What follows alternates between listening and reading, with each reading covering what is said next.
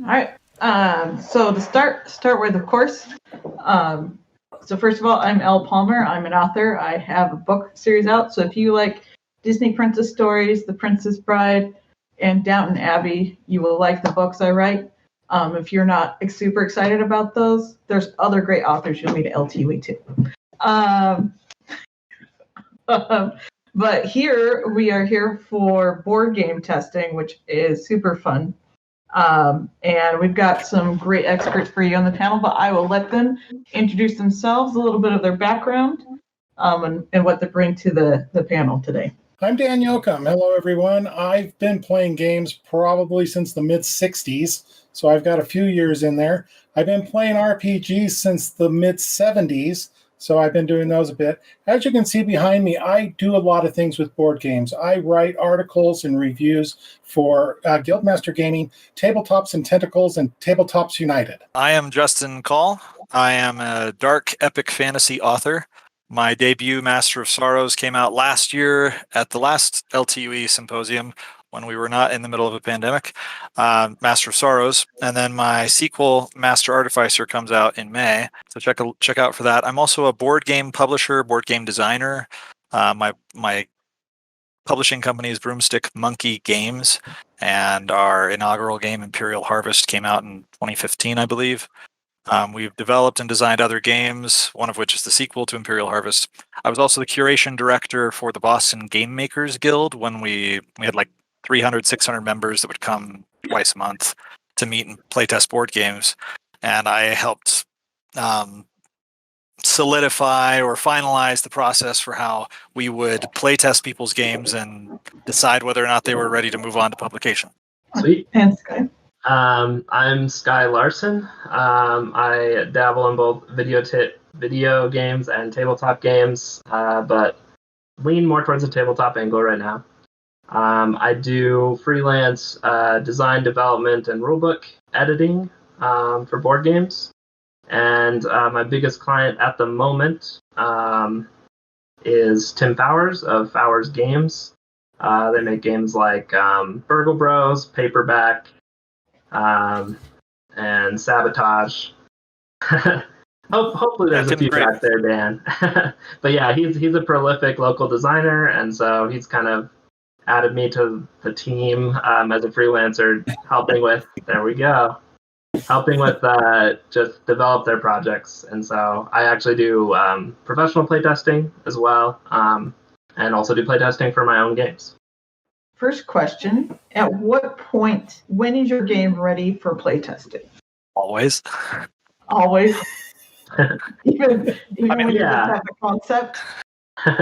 I'll elaborate. I mean, you need obvious basics before you can even attempt to do an actual playtest. You don't need to write down your rules. You need to have an idea of what your rules are supposed to be.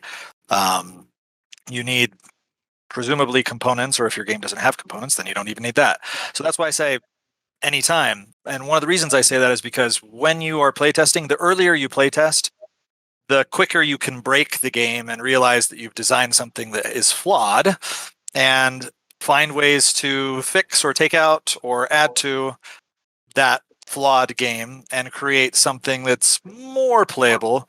But there's difference between designing a game and developing a game. And I think you have to ideally design your game in concept, in theory, to the point where you know how you can win, assuming that winning is an objective. Some games don't have that as an objective. If you know what your objectives are and you know what the process is for obtaining that objective, you have a game, as long as there's some kind of conflict. And so then, great. Ideally, you can design more pieces to it later, but once you have playtested, or once you have designed that, then you move on to development and playtesting and breaking your game, because it takes a long time to get a fine-tuned game that is just like really running on all its cylinders. Yeah. I mean, you're always going to get the quip, like from any game designer, like playtest, now. Playtest as often as you can. If you want to add a little more nuance to that, there probably are like stages where you're ready for different types of playtests. And I don't want to get too deep into that because I'm sure we're gonna touch on that later. But for example, there's a playtest level where it's maybe good for you to playtest it, where it's a lot of the rules are still in your head, you're still working through things. Then there might be a level where you want to play test it with a significant other or friends where it's a little more solidified. And you definitely want maybe something not polished or perfect, but if you're going to put it in front of like other people, like a playtesting group, like you might want to like have some certain, you might want to have those objectives. You want things more solid so that you're not wasting your playtesters' time. Because if you start and the game's like immediately broken, you learn something, but they might not be as willing to come playtest with you again if like, oh, you didn't even know like how to do this. So, and that's not it's not about skill or experience with games. It's more about like you put in the work to like, okay, I'm ready to bring this in front of someone and have them have some type of experience, even if it's not a polished experience. Yeah, just really quickly adding on to that, the steps that you kind of mentioned, the stages, those are generally the stages that you would address before joining a group. And when we were in the Boston Game Makers Guild, we sort of finalized the steps that you do as part of the group, which could also include, playtesting in general. But then once people think the game is actually good, you want to like move on to writing rules and doing blind playtesting. So I assume we'll be talking more about that in the future. But I would add, once you find a problem that's big enough that it breaks your game, stop playing the game. Don't waste people's time for multiple hours. Play it for 10 or 15 minutes and move on. I like to add one of the things that I found when working with a lot of gamers, because I do a lot of play testing, and that is it's like a writing group. So you can take this the same as if you're writing a short story, a novel, or that, you want to get out there and start getting critique. And if you might have some people that will help you with the concept, then you have people that will help you with the mechanics. And then, like you say, then you get into like your first readers that are the people that you blind test out to. So there's a lot of similarities that if you're used to writing, you can apply those same things for playtesting. Oh yeah, definitely sounds like a lot of iterations before it's, well, look how beautiful this is. This runs so smoothly. You should have seen it 300 versions ago. I'll throw something out there that I know. Settlers of Catan, which a lot of people are familiar with, that game was in over 5 years of playtesting before it went to market. Yeah, it is surprising how it doesn't matter how good, how much you've honed your game. As soon as you bring it in front of people, every time it inevitably breaks very quickly, usually. And I would say designing a game and developing the first 95% of a game, you could do in a night or a weekend in theory, but really fine tuning those other elements so that the game is fun and everything kind of merges together well, and that can take literally 5 years by comparison. And I think that development at the end, where it really works, that's the hardest part and the most time consuming. That makes a lot of sense.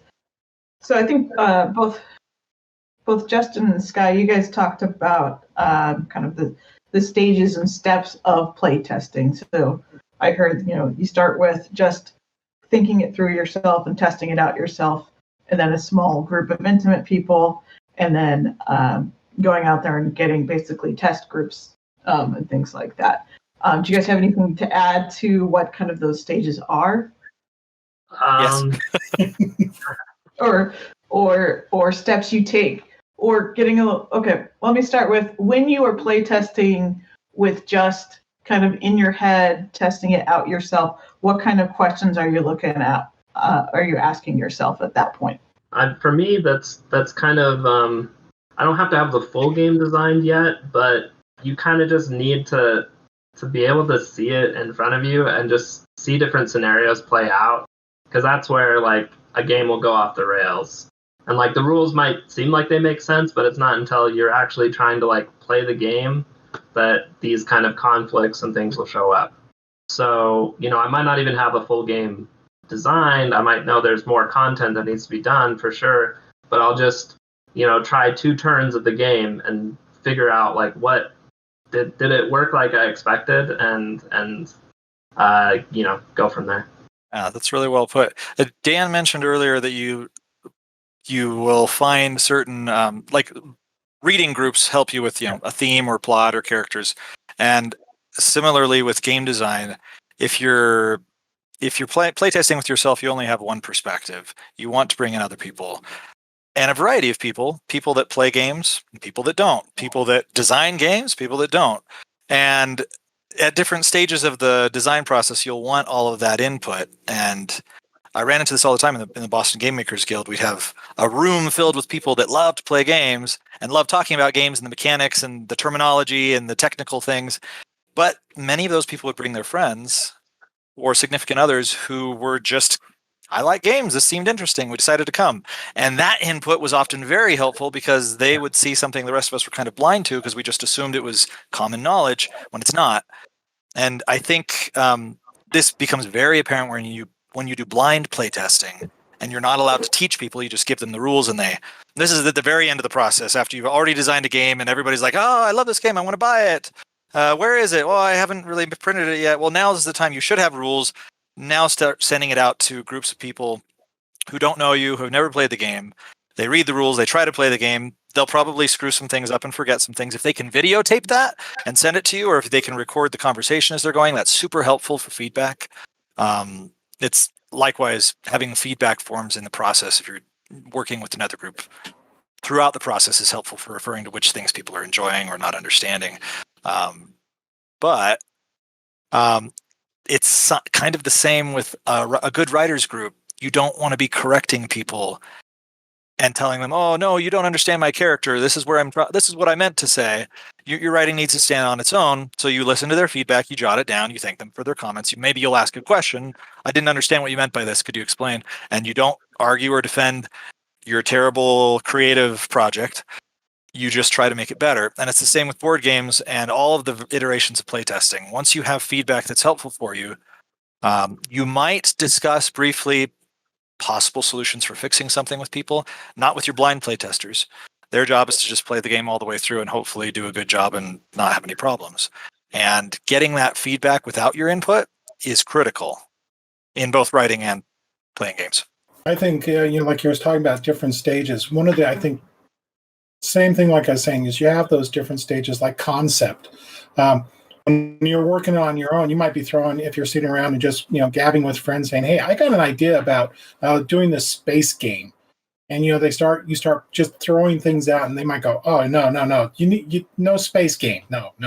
And you get all that sort of stuff and it all builds on itself. Then as you take each layer, then you start bringing in different, like they're saying, different people.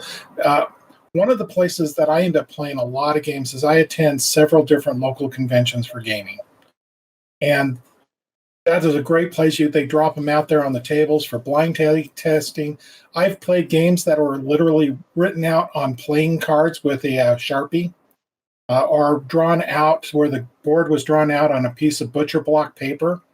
I mean, all that stuff works. So it's just you start play testing as soon as you get something where you think you can get it out in front of people that you are looking for specific things. And just like when doing a writing group, if you tell them, hey, I'm looking at this aspect of the game and I want to get your feedback on it, people will gladly do that and they'll pay attention to those points. So would you recommend then to start testing your game as early as possible with other people? Personally, I think after you've done your solo plays. Yeah. If you can play through the game like I'm doing this and now I'm playing this person's turn, if you can do that and it feels like the game's working, and usually it doesn't. Usually it breaks down very quickly. But if you can get to that point, then yes, you should move forward and get friends and then strangers and then blind playtesters. That's the general process, I would say. But yeah, the earlier the better because you're going to have to do a lot of iterations. Yeah. And it can look like anything. These are games that I have received for playtesting and review. This is in a baggie. This is in a sandwich container. I've got them in just a box with typed up rules.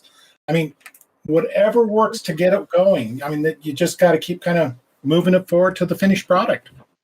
And where, I'm sure this is, you got to be a little more creative right now. But so you mentioned conventions, but where do you kind of try to find a network to get, especially your early playtesters?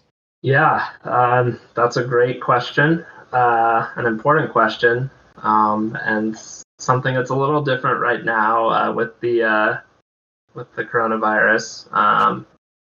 We're all taking necessary steps to keep people safe.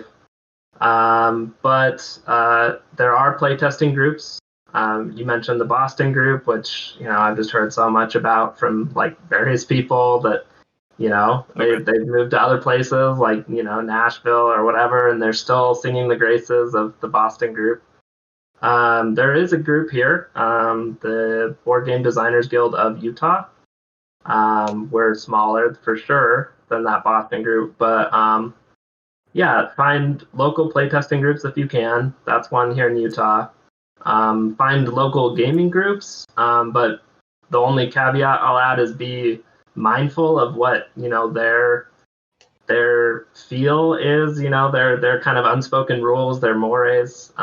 Like I know there's a big Northern Utah Gamers Guild here in Utah, but make sure that that's something people are comfortable with, and you're not just showing up and being like, "Hey, play test this," if that's not what they're into. Like do your research beforehand, and actually that's kind of just a general rule of thumb before heading into any group is if you're very clearly like being selfish about the playtesting, like that's just a way to. I mean, you might get what you want that time, but you're gonna probably shortcut your opportunities later. So, focus first on getting inside a community, and if you're putting efforts to like playtest other people's games or just get to know people, like I think you'll get a lot of playtests yourself. So that's usually just a good. I mean, it's being a good person, but it's also a good way to get lots of playtests. It's funny you say that. That was the biggest challenge we had in the Boston Game Makers Guild. Was we had so many people coming to playtest games, but everybody's coming generally to bring a game to playtest. So how do you equitably play their games and get your game played? And you come and you've done all this prep work and you show up and then you're playing somebody else's games for 2 or 3 hours and you go home and you didn't get any feedback on your game. How do you equitably address that? Especially if somebody brought their friends. And so we tried to figure out ways. That was my biggest challenge as the curation director, was saying, all right, we're going to form people into groups of this size and this many minutes. We started by like creating a whiteboard and writing down names and saying, okay, how many minutes is this supposed to be? But we always kept it to like, we're never going to play your game for 2 or 3 hours. Do that with another group. This group, we're all here. We all need input. None of us are going to be at the point where it's done. And if it is, then we're ready to move on to people outside the group. So we always were saying 15 minutes to 45 minutes, maybe an hour max. We're going to play your game. More time will be played with a game that's more developed or it has more to it. But we tried to pair those bigger games with smaller games so that the time could be shared equally. And then after an hour, people could rotate to other groups. And we always had a rule that the people who did not get their game played in the previous session, they got first dibs. They were the ones who were definitely going to get their game played on the next time they came. So that encouraged people to come multiple times. And if you had your game played last time, you knew you were going to be on the bottom of the stack, and you came with the expectation you were there to play test other people's games. Now, how you found that group, I found it through, I think it was meetup.com. Not formally, but if you go to Meetup, you'll find groups for playtesting games. Facebook has Facebook groups that'll talk about playtesting games. There are websites like the Boston Game Makers Guild and the Nashville Game Makers Guild. So these groups exist. Sometimes all you really need to do is just go down to your local game store and ask, hey, do you know people that play games who are in here often? And if it's not just the regular like Magic the Gathering and Warhammer miniatures players, because that's its own version of playtesting. If you're talking about board gamers, they probably will know some people. But yeah, if you don't have a regular group to go to, these conventions like LTUE and any convention on writing, there's usually a board game room, or just a game room in like video game conventions too. There's almost always a board game room. And even though I'm a writer, I always go to those rooms to meet people, to hang out, to play games, because that's where I feel most comfortable when I don't know people. And I love to play test in those venues. If someone's play testing, say, hey, does anyone want to try my game? I'm immediately there. It's fun. Yeah. So I'll be trying a little bit more specific to the Salt Lake area and some of that. So it was already mentioned that the one up in northern Utah, which is known as NUG, Northern Utah Gaming Guild. There's also one in Harriman, the Harriman Utah Gaming Guild, or the Gaming Girls, isn't one there, which is just women. So they're kind of there, but they all sprang out of a convention that's now been going for over 10 years here in Utah called SaltCon. So that's one that usually last year was, they held it. They were just before the shutdown, and they had over 1,200 people there just playing games for 4 days. One nice thing about that place, their venue, is they have set it up that they have Prototype Alley, which is designed just for game designers to come in and set up their game and have them played and give feedback. So there's that one. Last year, and I hope this one continues, the Utah Gamers Guild, Game Designer Guild, they had ProtoCon, which went really well. And they had a bunch of people there at all different stages of development in for several sessions of just play testing games. So there's that. There's usually a game room at the Salt Lake Gaming Convention if it comes back. Like you said, LTUE usually has a game room.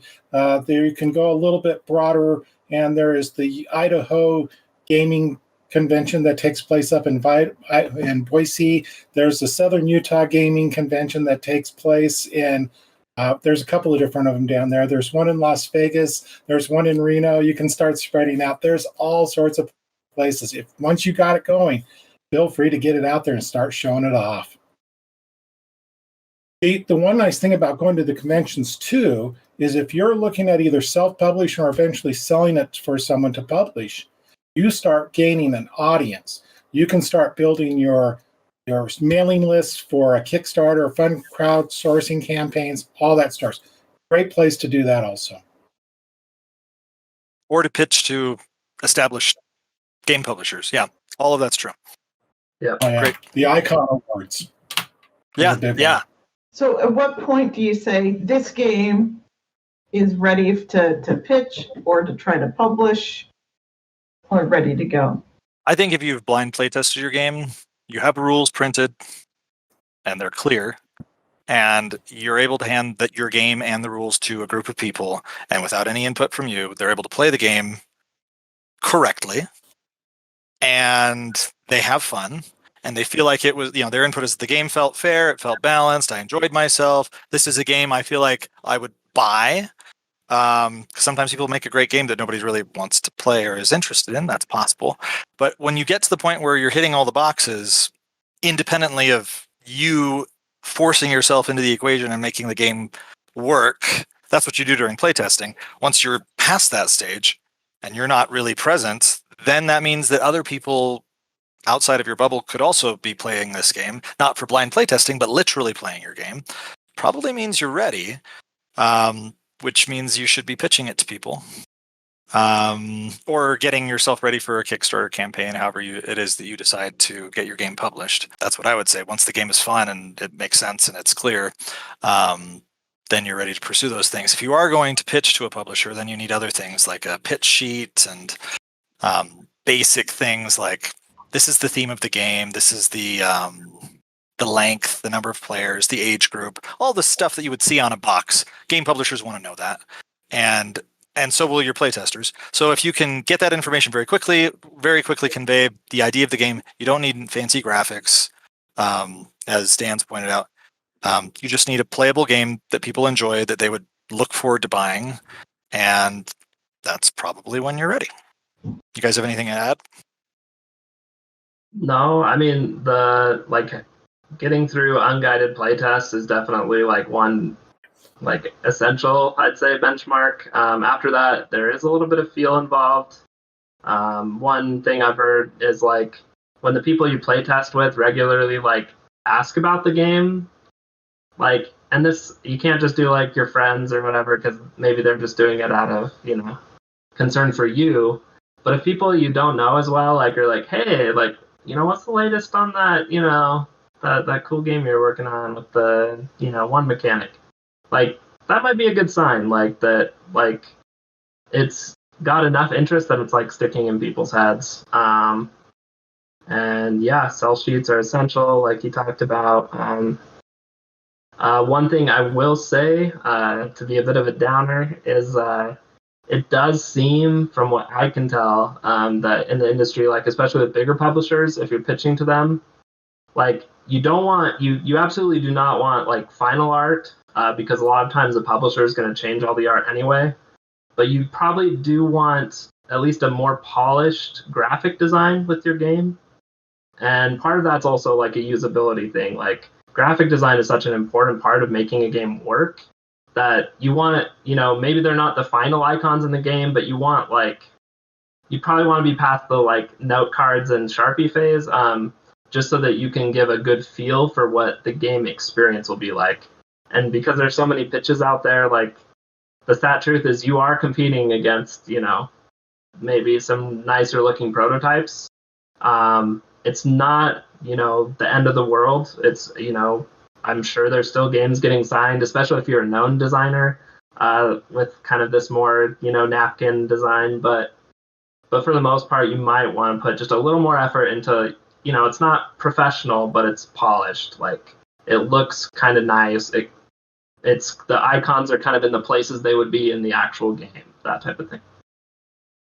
Yeah, the assumption I think from game publishers is if it doesn't look nice, you're not farther along in the game development process. You're still very early in playtesting. That may not be true, but if you are very far along, why wouldn't you make your components better so that people have a better aesthetic time? And so I think that's a good complaint. That's a very good observation. Yeah, and it counts for playtesters too, not just publishers. Like, again, it doesn't need to be perfect, but the more polished it is, like you're just going to get kind of a better feel for if your UX, your user experience is working or not with the game. Yeah, I think it's a good policy that once you've got something that can be played without you interjecting how to play, that's when you've got something that you're getting to a point that you can start pitching in. And I agree, you have to have something kind of polished up a little bit. I think going back to the writing analysis I was using earlier, this is like having a manuscript that's ready to submit to an editor or to an agent. Yeah, they're going to still end up tweaking it as they see it, how they want to see fit. It's going to be the tweaks. You need to have the main part of it solid. You gotta put the game suit and tie on it for the interview. Exactly. So when would you decide with your playtested game whether you want to, like, what would be better for a game that you publish independently via Kickstarter or some other fundraising, or publishing? Like, what would make the difference in that decision for you? That's a very good question.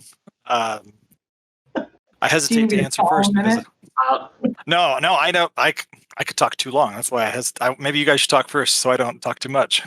Let's let Dan go first, since we keep beating him to the punch here.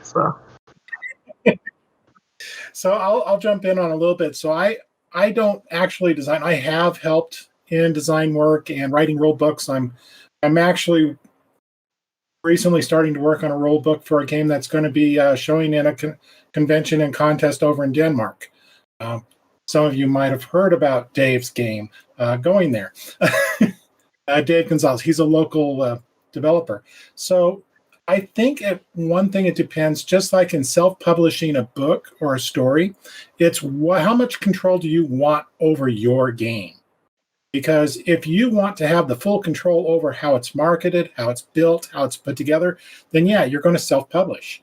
But if you are the type of person that says, okay, I've got my game done, I want to start working on this next project that I've got all excited about, and I want someone else to do all the marketing and all that, that's when you want to find a publisher that will do it. And then you have to kind of do the research and say, okay, which publisher does it best fit? Are you going to try to pitch it to one of the big gaming companies? Or are you going to look for, like, we have two other people here that I'm talking with that own their own gaming companies, and and they've done quite successful. I've seen both of their games at conventions. So, I mean, it's all depending on how you want to go about it, what is it you want to get out of it, and how much control you want over it. That's the way I've seen it from my side of things. Yeah, one thing Tim Fowers is fond of is asking, what is your win condition? Because there are a lot of people, I think board gaming just kind of inspires people, to, I can make my own game, and and that's awesome. Like, and that's exactly how I got into board gaming design myself. Was just playing a game, being like, wow, who makes these rules? Like, can I do that? So a lot of people come into the hobby, but they might not really understand themselves. They might not know, what is my win condition? Like, what do I want? And you can kind of just get involved, like listening to other people and being like, oh, well, now I need to do this. Like, there's this checklist of things I'm supposed to do. But the truth is, like, maybe your win condition is just having something you can play with your friends, and you want to get it, go to a print and play company and just, like Game Crafter, just print the game out yourself and play it with your friends, and that's your win condition. If your win condition is, I want it to be widespread, or I want to make a little bit of money, then you can design games, pitch them to others, etc. If your win condition is like, I want to make this a full-time job, really, you kind of have to get into the publishing aspect. That's almost the advice I hear over and over again. Just the rate that you make as a designer is it's really hard. You have to get multiple games published each year, and it's tough. So where the money is publishing, but if you don't want to do like 20% design, 80% other stuff, like, then it's a job. Like, that's you'll make more money publishing. You have the chance of making more money publishing, but you also have to take on more responsibilities. So by publishing, you mean publishing on your own? So yeah, self-publishing. Yeah, so running your own, whether you name a company or not, like if you decide to sell the game directly to other people through, or kickstart it, or things like that. So go ahead and tell me where I was wrong, please. Because I'm just speaking here. This is what I've heard, but I'm sure Justin has some thoughts. All voices are valid, and every experience is important. You guys are all right. I mean, it's hard to be wrong in the creative field.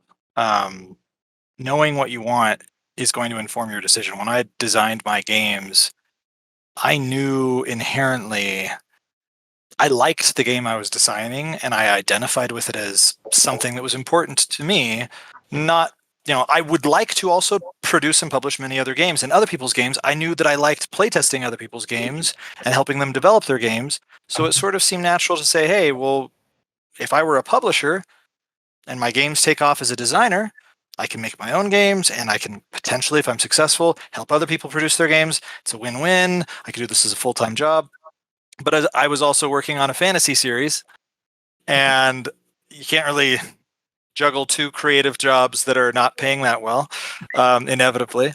So you kind of have to focus on. I focused on my writing. I don't regret that, and that's one of the reasons why our company hasn't produced as many games as I would have liked. However, I structure my time so that I can, after like every tetralogy that I write, every 4 books, I plan to take a hiatus to produce a few games and then go back, and that's kind of how I choose to do my stuff. However, if I have a game that's I'm really itching to get out there, and I know I don't have the time to research current practices with Kickstarter, because that is always changing. It's completely different than what it was 5 or 6 years ago when I put my game out, which was even more different from 5 years before that. And if you don't want to be doing all the research about what are the hottest games, what are people releasing, what are the new mechanics, what are people buying, what are people talking about, how are people producing their games through Kickstarter, most likely, but some people aren't. And if you are using Kickstarter, what are the margins? Like, there's so much research and so much homework and so many opportunities to make mistakes, to lose money, to make people unhappy. 10 years ago, you could produce a game with, your playtesting equipment. Here's my index cards. Look at my game. It's great. Trust me. And people that liked your idea would back it. And that's not true now. You basically need to have a finished game, to ask Game Crafter to make one for you, or to learn how to make a game yourself that looks like a finished game. Maybe you even commission people to do your art. And if you're starting to go down that route, maybe you wanted to go into publishing instead of being a designer and giving it to somebody else and saying, hey, what do you want to do with this? For myself, when I did my first game, I knew I really was geared towards what I had in mind, because the story was important, the characters, the mechanics. I didn't really want to change too far from the themes that I had, because I knew if I brought it to another publisher, they would want to change the themes. They would say, hey, this is great, but people picking magic strawberries and getting powers and running around a maze, this is really weird. It's probably not going to appeal to a wide audience. I know you're arguing that it's like it appeals to like a broad audience because of these weird like mishmash of themes, but I feel like maybe we could probably market this better as like a sci-fi game. People or people are picking up like energy gems or something. Can we maybe do that instead? And I thought, I mean, we could, but why not make that an expansion that's a separate theme instead of the theme that I like? And the fact that I automatically knew I would be uncomfortable with those proposals meant that I was probably going to be going into publishing my own games. Although, I do not self-publish my own books because I want to focus on my stories, just like I want to focus on the stories with my board games. So there's a lot of headache that comes with choosing to be a publisher in either industry, choosing to self-publish. And if that excites you, which it does excite me for board games, it does not excite me for books. I write my own stories, let other people publish it, and hopefully promote it. And I think you kind of have to figure out who you are and what your win condition is in order to figure that out for yourself. But as Skye was saying, none of these are really going to be profitable, especially as a designer. As a game publisher, maybe, but I know for my own games, I paid my artists more money than I made. My co-designers and co-publishers, people who helped build the company with me, invested less money, so they lost less money. But I also own more of our assets, and I have more control over our creative product. And for me, that was more important. So again, it's a process, it's a journey. Don't go into it because you're hoping to be successful and make a lot of money. Go into it because you want people to play your games and maybe be successful at it and be able to continue to do it long into the future. I think that's a great, hopeful but realistic viewpoint of that. Yeah. So a couple of questions from the forum here. Man, I miss being in front of a group of people because you can be like, oh, I can see your reaction. Yeah. So first of all, what happens if you don't properly test the game and release it when it's still flawed? If you don't properly test the game and what? Sorry? And then you release it out into the world and it has major flaws. It's not like certain video games where it's like, oh, look, here's a patch to fix that one thing. Yeah. You've done all the work to do a game and you release it into the world and then you realize, oh, shoot.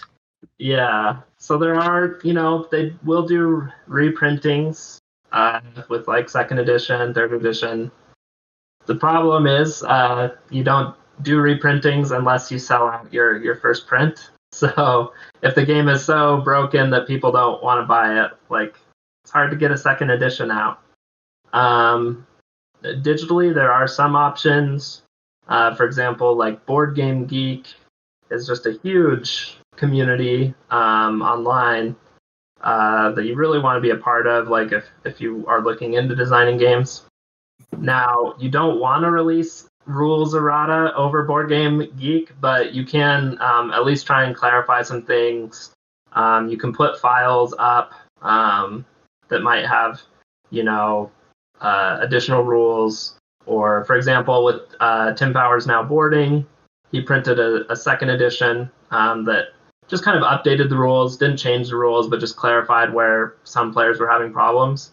And so we just put, I helped with the rulebook on that, and we put the new rulebook online, like on that Board Game Geek page for Now Boarding, so that people who have the first edition, the components didn't change. That's really hard to do. But if the rules are a little different, they can look up the new rulebook or whatever. I would add that it's unlikely you're going to publish a game people publish games all the time that are broken or that have problems. But in theory, the idea is you wouldn't get that far along in the process unless things were working. But that's why I pointed out before that the last 5% can take you several years, because finding those little... You're a group of one, and even your community, even a group of people that are 300, 600 people, and you're getting together twice a month, you're still not going to be able to break it as easily as hundreds or thousands of people playing it at home who have no connection to you, no previous biases, no preferences on this or that. And so that's why, again, that last bit of development you really need to work on before you send it out, because there are broken games out there, and then you do have to address them with errata or something else. But ideally, if everything else is solid, it shouldn't be game breaking. Yeah. Usually. Yeah. You would hope. So I'm going to just throw in something real quick. After reviewing, I've literally reviewed hundreds of games over the years and written reviews on them. And there's pretty much, in my opinion, not a game that you can't find something that can be fixed and made better. A prime example is we all know the game Monopoly. Over the last couple of years, it came out in their big national tournament that a guy developed a system how he can play the game and never lose. And he's won he got banned from the tournaments because of what he was doing. Rigging Monopoly, that is a lot of focus and passion. Yeah, he figured out a way how to break the game and never lose. Yeah. And the thing is, most casual players won't get to that point, and the game is still profitable and successful, and people enjoy it. So, yep. Just that one person. Is there? So one of the questions is there such a game? Are there any games that are too short to play test? That don't take too long. I would imagine that actually would be great because you can test it. That's an asset. 5-minute game. It's the opposite is not true. Are there games that are too long to realistically play test? Yes. Too short? No. Yeah. For the latter, you'll see like some of the games, like the legacy games that came out, like after Pandemic Legacy was so successful. But some of those legacy games had a hard time because they were so hard to play test. Like asking your playtesters like to not only sit down for a 2-hour game experience, which is already a big ask, but do it 10, 15, 20 times. It's tough. So shorter is generally better when it comes to playtest. Yeah. You got to be careful when your game turns into Cones of Dunshire from Parks and Recreation. Yeah. And the sea captain. The key is the cones. All right. Do you? And then I think you guys kind of touched on this earlier, but just to reiterate, there's a question of: is pitching to a game publisher or Kickstarter more likely to make money? I mean, that's like stocks, right? Who knows? Do you want to invest in short term? Yeah. It's safer to go with a game publisher. Yeah, sorry. To make a living, I would say almost definitely self-publishing. But you might sink costs into self-publishing, so that's certainly not a guarantee. You're probably less likely to sink costs, just throwing your games out there. So if it's a little bit of side income, then I would probably just design and pass it off to someone else to deal with that problem. But yeah. And for ratio, like if you're going to be a game designer and submit and sell your game, like you might only make $500 for the game design that you did, and if that's not worth it to you, you have to be realistic about these things, as Joe Abercrombie says in his books. But if you want more money than that, you're going to have to put in your own money. You're going to have to invest in your own self, your game company, your Kickstarter, and there's a bigger chance of actually losing all of that. Or even if you break even, like I did with my first game. Our goal was to get the game to more people, so we didn't really want to make it a very expensive game. We wanted it to be right at the margins, and we succeeded in that. But now all I have to show for it is all the money I invest is gone, but I have all my assets, I have all my experience, I have my art. So I have opportunities that are there, but I haven't made more money. And so if you're interested in making money as like a sure thing, you should probably be a game designer and not a game publisher. You should probably sell your design to a game publisher and not use Kickstarter. But if you want to take a risk and you believe in yourself, then yes, self-publishing is going to be more profitable. Yeah, and just in case people think we're contradicting each other, I promise we're not. My point is we agree. Yeah, my point is just if you want it to be this is how I make a full-time income, you have to take that risk and you have to try and be a publisher. From everything I've heard from well-known designers. So just a chance to pitch yourself as we're wrapping up here.